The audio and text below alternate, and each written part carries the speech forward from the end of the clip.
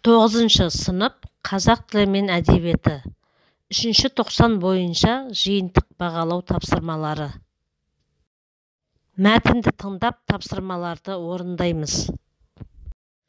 Қазақстан 2050 стратегиясында көмір-сутегі шикізатының нарығында ірі ойыншы бола отырып, біз энергияның баламалы түрлерін өндіруге, күн мен желдің энергиясын пайдаланатын технологияларды белсенді енгізуге тиіспіз.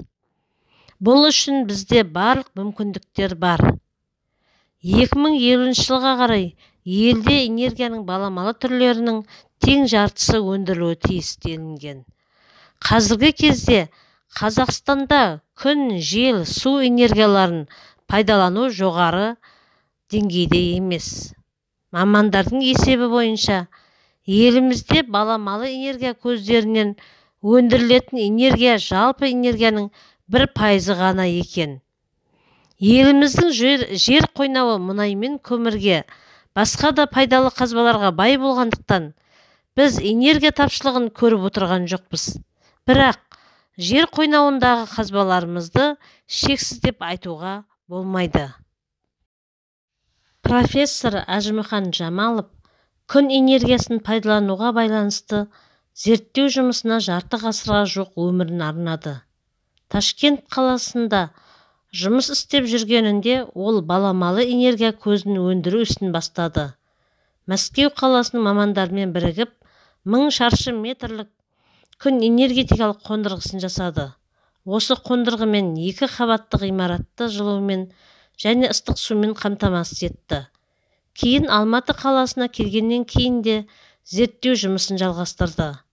Ол үлкен Алматы каналын салу құрылысы кезінде күн энергиясын пайдаланып, тәулігіне 100-ге жуық адамды ыстық сумен қамтамасыз етті.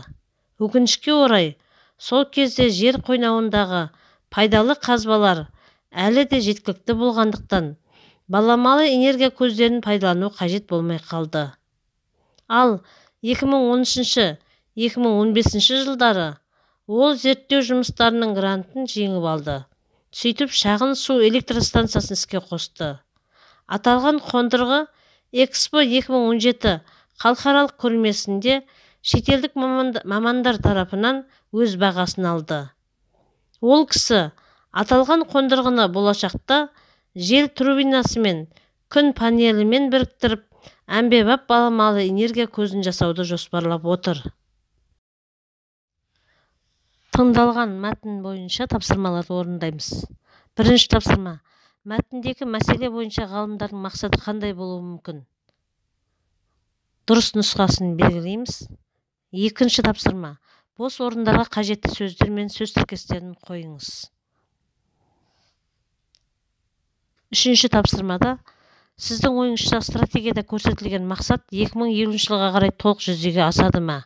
Неге? Асады немесе аспайды деп себебін толықтырып жазамыз. Оқылым. Мәтінді оқып, тапсырмаларды орындаймыз.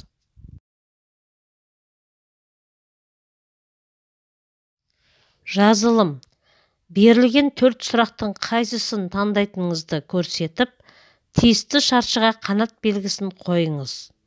Жазба жұмыстарында ыңғайлас және қарсылықты салалас құрмалас сөйлемдерді, шартты, мезгіл, қарсылықты бағыныңқы сабақтас құрмалас сөйлемдерді қолданыңыз. Менің каналыма тіркеліп, осы тапсырманың толық нұсқасын жауабымен бірге алуға болады.